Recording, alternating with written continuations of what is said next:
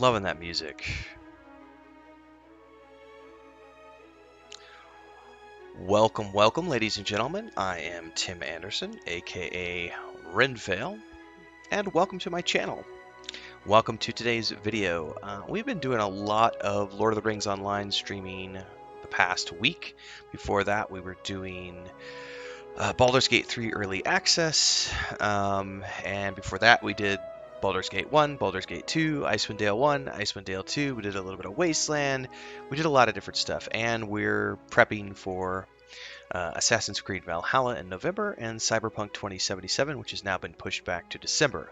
I'm not sad about that because I was concerned earlier because there was only going to be like a week between Valhalla release and 2077, and I was like, how am I going to be able to play both of those in November? And now I have the whole month of November to play Assassin's Creed Valhalla. But before we get to that, and as we're continuing the Lord of the Rings Online adventures, I wanted to dive into Pillars of Eternity. Now, I played this game when it first came out in 2018. It's been a couple of years. I played the first game twice through. I only played Pillars of Eternity 2 through one time, so I don't remember everything exactly, but I figured like now was a good time to dive into this and showcase it a little bit here on YouTube. First and foremost, I want to thank everybody for their support. Thank you for following along. If you aren't following already, don't forget to subscribe to the channel, hit the bell icon for more updates, and stick around because we got a lot of different things going on at this channel. But in the meantime, let's dive in here and let's start a new game. In Pillars of Eternity 2, Deadfire. Now, I want to play real-time with pause mode. That's actually one of the things I don't like about Baldur's Gate 3 is the fact that it is a turn-based game, which is unlike the first few games in the series. And I say first few games because I'm talking about Baldur's Gate 1, Baldur's Gate 2, Icewind Dale 1, Icewind Dale 2. Those were all real-time with pause mode. So we're going to play this game as real-time with pause mode.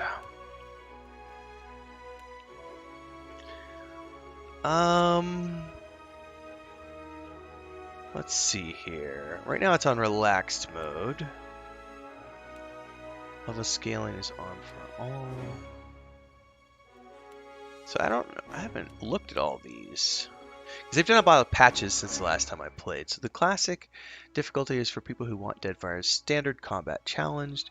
Relaxed difficulties for players who are new. I'm not new to it. But it says that level scaling is on and you can choose to have it only scale upwards. Alright, well let's just do the classic version for now.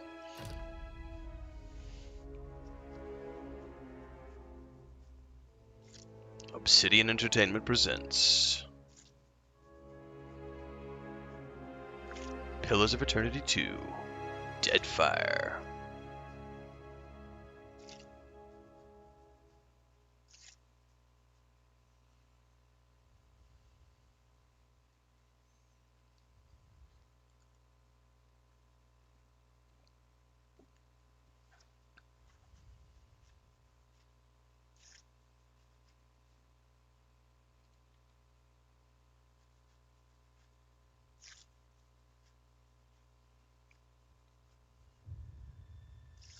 Eora, a world where mortals live, die, and are reborn through the turning of the wheel.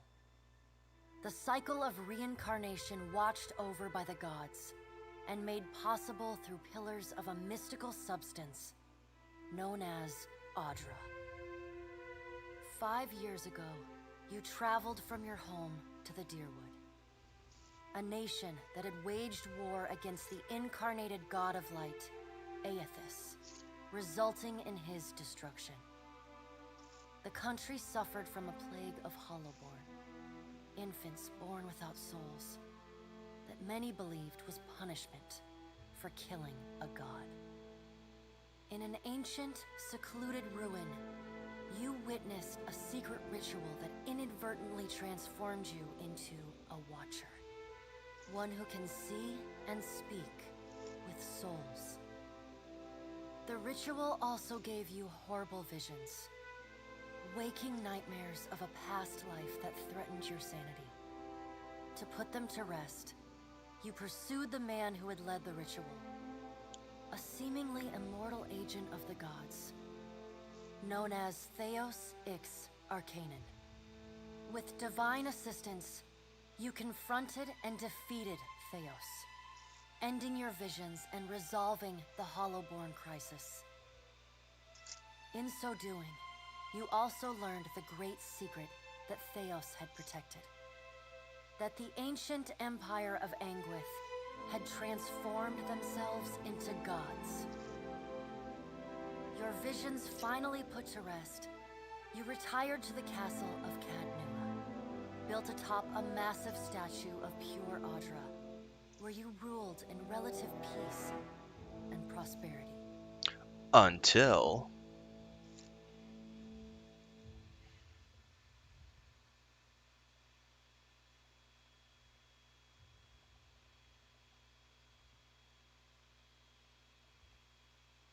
I love these types of intros. Story. You fixing up that old keep? Lifting the curse? Must have told it 100 times. But something got to gnawing at me. Thinking the spirits there weren't really at rest. Maybe the gods weren't finished with us.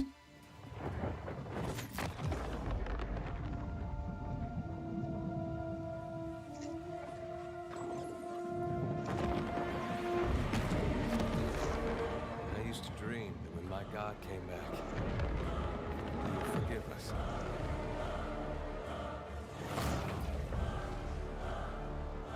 That's the trouble with dreams. Sooner or later, we all have to wake up.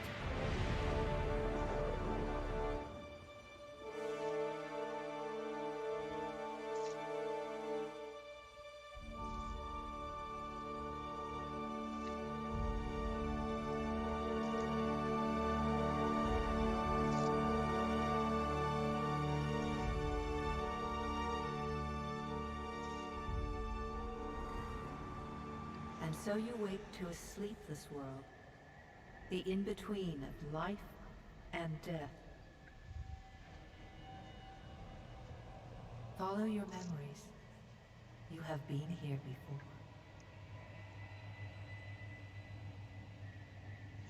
Okay, so I'm in some sort of a dream world. You have seen past the shroud. You are a watcher now, and a watcher you will stay. That's a scene from the first game. A watcher sees souls, knows their pasts, and the souls see them back.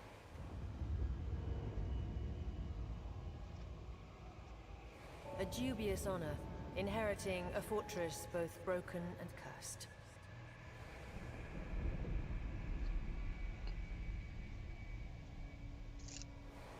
What is a god? A higher power? A rewarder of good deeds and punisher of the wicked?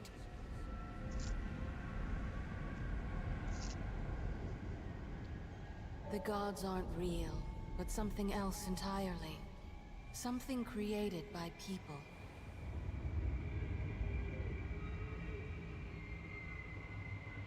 And did you ever consider that these were things you were never meant to understand? That their comprehension is beyond you?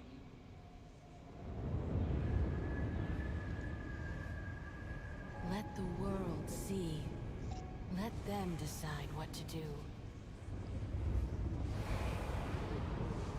The wheel has turned again, Watcher. Come.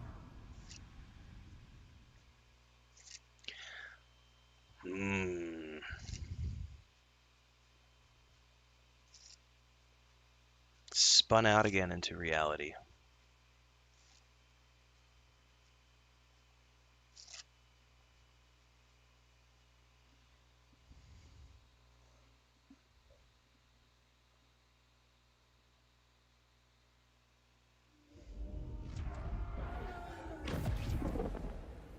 An aged dwarf shares this strange floating platform with you. His face is creased by so many wrinkles that his features lie buried amid shadowy pockets of skin. Still, the dwarf's well-practiced habits have left telltale tracks of a welcoming rictus across his visage. In other words, he's a friendly fellow. You can see his smile coming before it blooms, reshaping the dwarf's face from a hanging sack of flesh into something resembling an oddly carved, merry gourd, replete with unhealthy bumps and discolored splotches. Okay, we're going to do something really quick with the sound.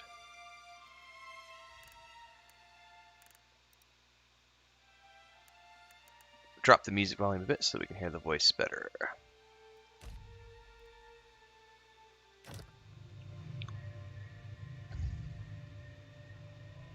So we can't talk to him, but he's following us.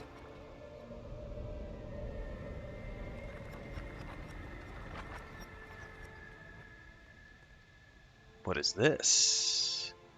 Table of Please. Table of cards.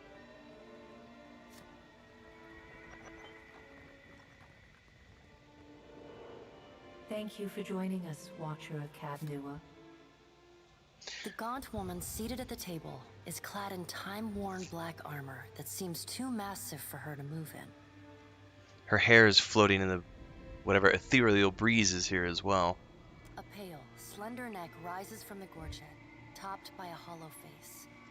The milky skin stretched across it is delicate and translucent, like parchment that has been scraped clean too many times. She's preoccupied with the arrangement of cards on the table between you. With each movement, her armor squeaks and groans as though bearing an incredible weight. She places a final card, gives a nod of satisfaction, and raises her eyes to meet yours. Your brush with the divine has drained you of your powers, fractured your memories. Look upon these cards. They represent the courses of your life. You alone know best how they flowed. Arrange them to fit what you remember. Examine the cards to choose your legacy. So this is, if you don't have a Pillars of Eternity in-game save to import, you can choose from these options. You can also create a custom history from the options in the main menu. I don't really care one way or the other because it's been so long since I played the first game, and I vaguely remember everything that went on, so it's all good for me. And I think I actually have somewhere, I might even have on this computer a POI save, I just don't remember where it would be. Let's look at here. In Pillars of Eternity, these are the options. You've returned the Hollowborn souls to the Deerwood's children as you had pledged to highly. Charitable listening. I'm pretty sure I was the benevolent soul the first time I played the game.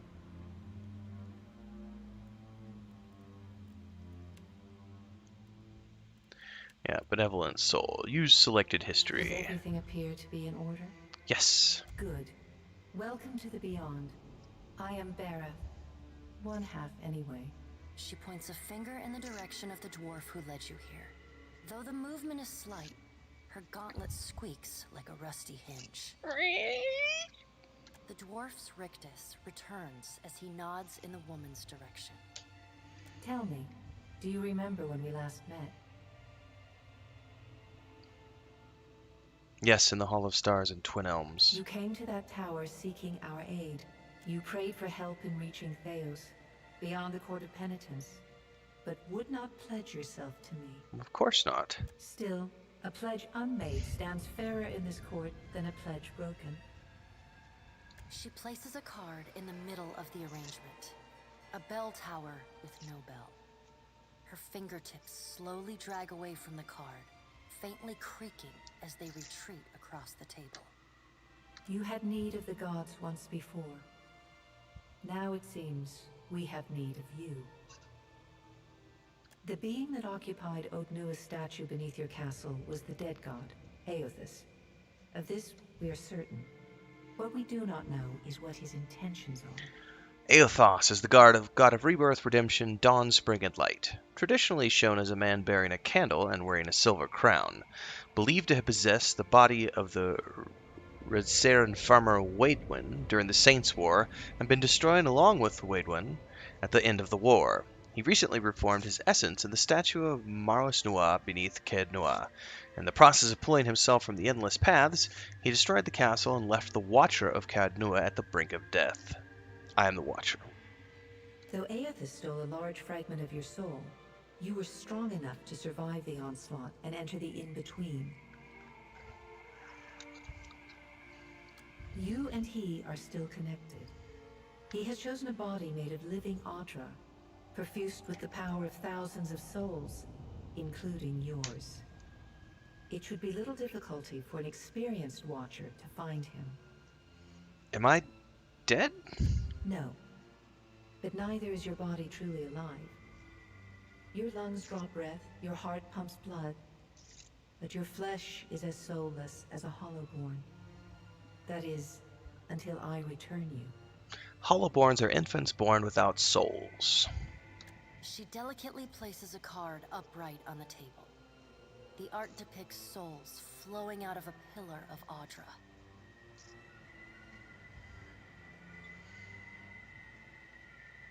I've had enough of dealing with the gods, all of you. Why should I care about any of this? Did you care for the souls of the Deerwood who clung to you as they stumbled blindly through the in-between? The Deerwood was a colonial nation founded by settlers from the Aedir Empire. Following a series of conflicts with the Aedir, the territory became independent in 2672 AI and is now ruled by a duke, who was elected by 7 Earls that oversee its earldoms. The in-between refers to the shadow world that souls briefly wander after death on their way to the beyond. It has been described as a hazy landscape, empty but for the glow of other souls, Audra, and Watchers. This is the space that Watchers peer into when they observe and speak to lost souls and soul fragments. Even the gods cannot reach it. You are a beacon to all of the lost, Watcher. Your soul gleams as brightly to them as Audra itself. For a moment, there is a glint in the blackness of her eyes. A flash of wondrous recollection. Those who have fallen in Aethys' wake are trapped inside him still. If you will not help them, who will? Of course, if that doesn't convince you, I can always return you to the wheel and find someone else to pursue him. Then let's get on with it. Before you return to Eora as my herald, you must remember who you were, the last whisper of life and death. When you can picture your own face, the Beyond will lead you back to your own kind, to the world of mortals.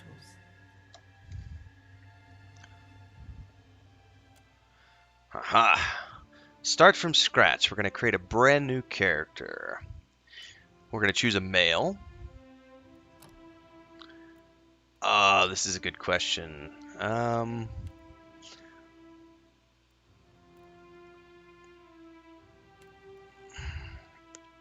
mighty Amua are the largest of the Kith races and are commonly found in and near oceans. No. I'm either going to go with elf. Oh, that's a good question, though. I don't know what class I want to play yet. It's a very good decision, and I don't know. Probably a thief. Perception. Dexterity. Dexterity affects the character's action speed. Hand-eye coordination. So I'm probably going to want to be an elf, in other words. Perception might be helpful for picking up traps and the like. Let's choose elf for now.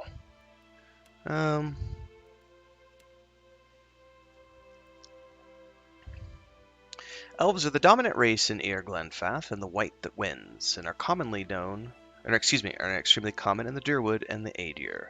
Elves are known for their speed and intelligence, as well as a commonly isolationist nature. The Ir is a territory comprised of the forest southeast of the Bale River, populated indigenously by a group of loosely affiliated tribes collectively known as Glenfathans, and governed by a council of its 6 most powerful tribes. Glenfath is home to a large number of ruined Angwithian sites, which Glenfathans hold sacred. The ruins have been at the center of a number of large-scale conflicts with Deerwoodian colonists whose settlements often encroach on Glenfathan territory and who frequently seek to plunder the ruins for their relics. The White That Wins is a large, cracked southern expanse of polar ice, home to pale elves and small colonies of daring explorers, outcasts, and adventurers. While virtually no plant life grows in the White, it is home to many hardy species of dangerous animals.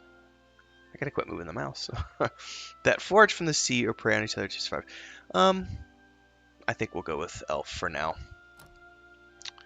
Pale elf or wood elf. I'll go with wood elf.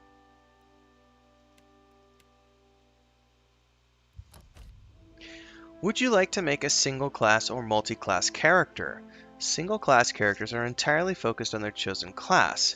They gain access to higher level powers more quickly. Multi-class characters can select powers from 2 classes, but gain access to higher level powers more slowly. We're going to do single class. Alright, so here's where I have to decide if I want to do a rogue or ranger. I can't remember what I played through the first time I played this game.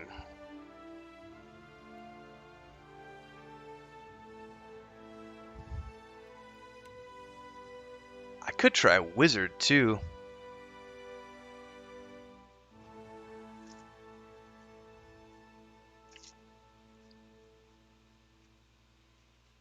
Ooh, you can preview the ability tree. That's groovy.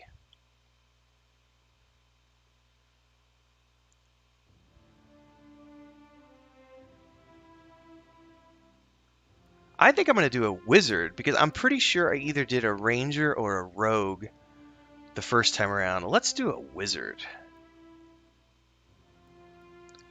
For sure. It says major role crowd control, minor role striker. Masters of academic magic, wizards are students of arcane traditions that stretch back beyond the boundaries of recorded history. Wizards are a highly organized group, often forming academies or guilds devoted to research and development in magical studies, and tend to favor environments where inquiry, experimentation, debate, and the dissemination of knowledge are encouraged. Many accomplished wizards eventually become known for their eccentricity, their egos, and their unquenchable interest in all things arcane and occult. Wizards have a limited number of spell uses in combat for each spell level. Outside of combat, wizard spell uses are restored, ready to be used in the next encounter. Oh, druid sounds fun too, though. Animists at heart, druids tap into the spiritual power that flows through the simple living things of Eora. Plants, animals, and sometimes even living stone. While not necessarily religious, druids do have a reverence for the natural world and a keen interest in understanding its mysteries. In most cultures, druids are understood as a sort of primal magician, but among the Glenfathans, the Nasataki, and many rural cultures, they may have high positions of influence and authority. I think I'm gonna go with wizard. I'm torn, wizard or druid.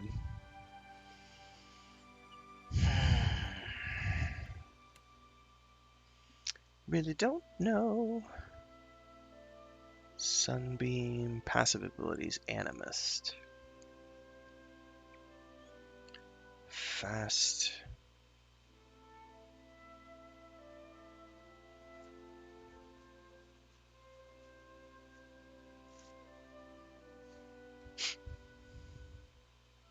I think it makes sense, since I'm an elf, to be a druid. I've never done a druid.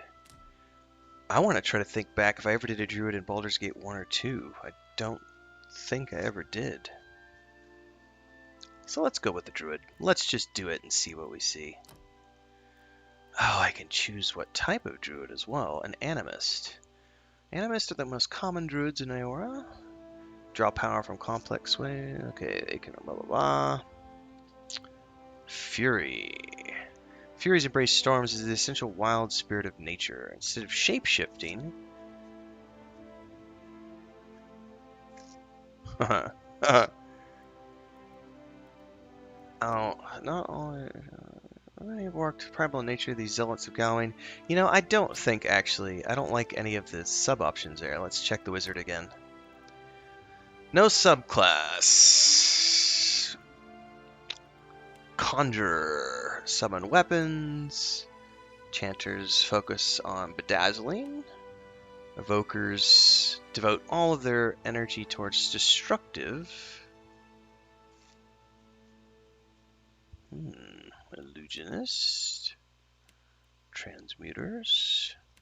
Blood Mage. I think I want to do Evoker.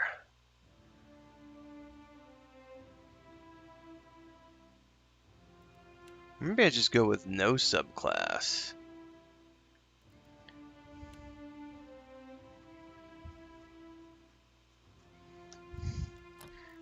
Ugh. I'm going back to Druid now. I'm indecisive. Animus are the most commonly Druids. There's no penalties to these.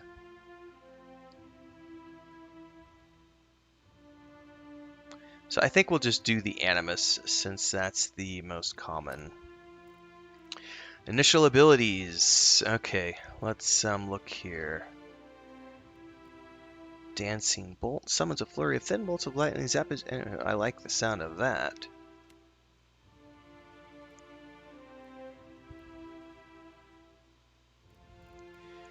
Spirit shifts. Oh, I'm going with a wolf. That's not even a question.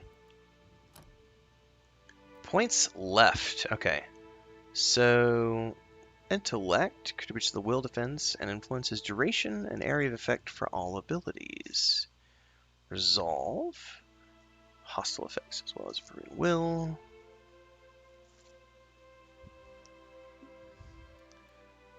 Alright. Might contributes to damage, healing effectiveness, and the fortitude.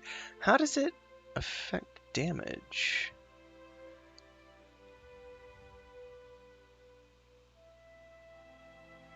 Alright, well let's put...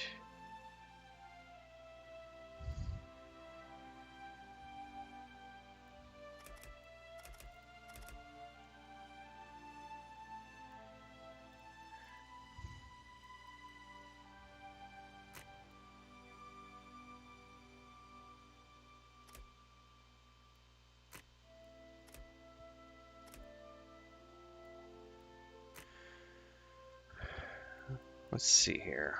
Well, I'll put all of these at 12. Let's put might at 14, intellect at 14, and...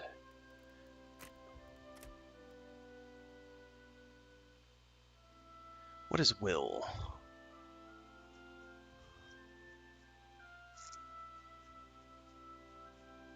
Okay.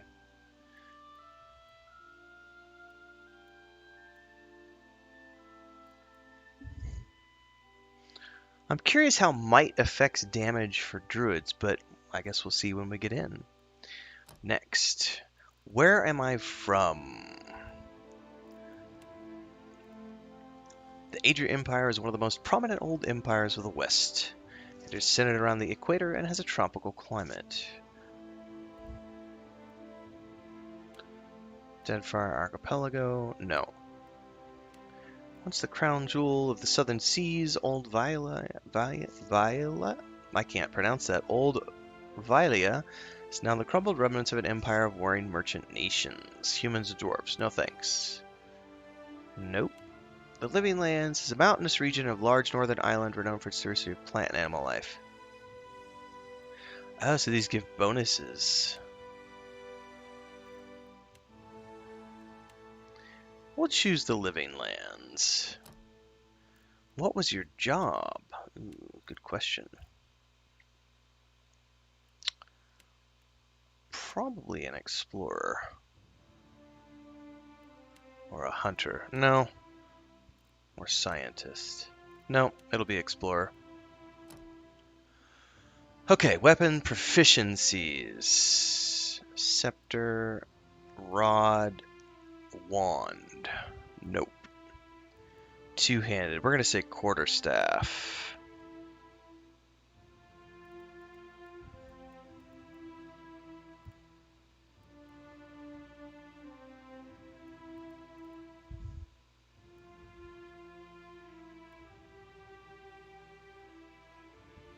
I can choose two different types. So for now, we'll say quarterstaff and maybe a hunting bow.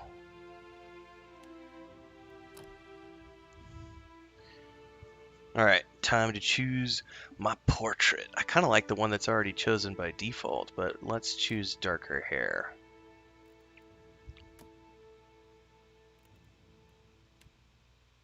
Oh, choosing the colors here.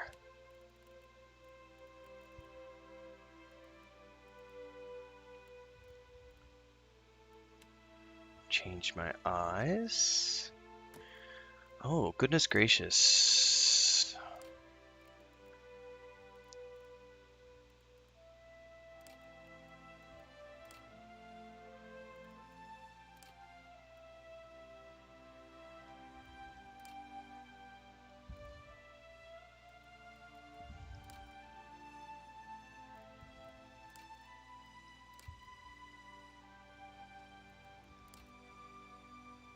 Probably that.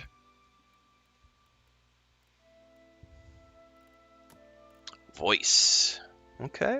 Nothing will slip past me. Let's go. My eyes are peeled. Yep. I've got this. Silence around me. Yes, I shall lead us. Easy does it. Yeah? They've got voice from characters from Vox Machina. That's fun. Out of my way! Well, if you insist. Time for some good old-fashioned ultra-violence! That's so awesome. I think we'll choose... Show them how it's done. Stand together. Quickly and quietly. Yeah. I like feisty. Pose. Average. Heroic. Hunched. Roguish. Sassy. Stoic. Sullen. Drunk. Energetic. Savage. Let's go average.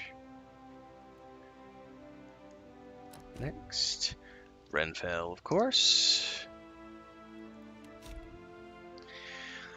Alright, I am Renfell, the first level druid. I'm an animus, my power source is nature. I am a wood elf from the Living Lands.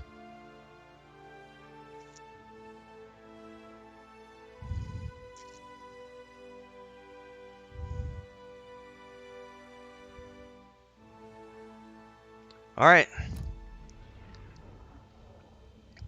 Go forth now, Watcher, as my herald. Know that I do not give you this title lightly. When the time comes, you will have the power to reveal the souls that cling to you. To open the gateway from the in-between to the waking world. Find Aethys. Learn his plans. When I have cause to talk to you, I will summon you. With a quick gesture of her hand, you feel a sharp pain in what would be your chest. The pain continues, intruding deeper into your soul. Looking down, you see a small lump of darkness roiling within you. The darkness lingers there, but the pain abates and fades entirely within the span of a few seconds. A chime. Do not fear, Herald. It will not harm you unless you choose to cross me. I trust it will not come to that. Her gauntleted hand gestures to the dwarf, hovering nearby. The dwarf nods, contorts his face with his odd smile, and gestures to a new door. Alright, well we are now off to this next area.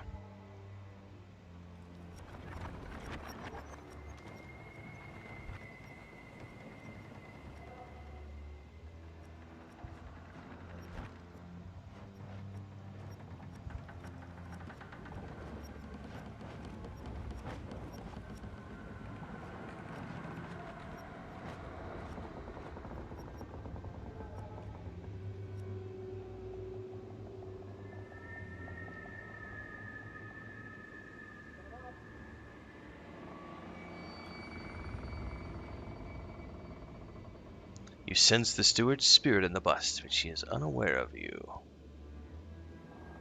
Goosebumps rise on Edir's arms at your approach, but he seems unaware of your presence.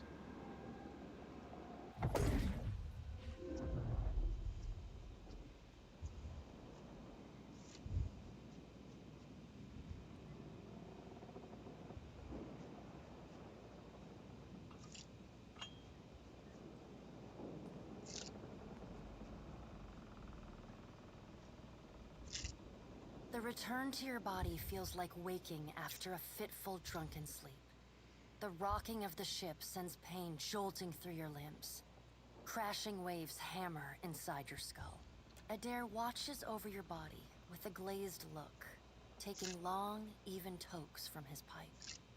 At the first movement of your chest, he starts. His gasp, mid-puff, sends him coughing and straining for breath.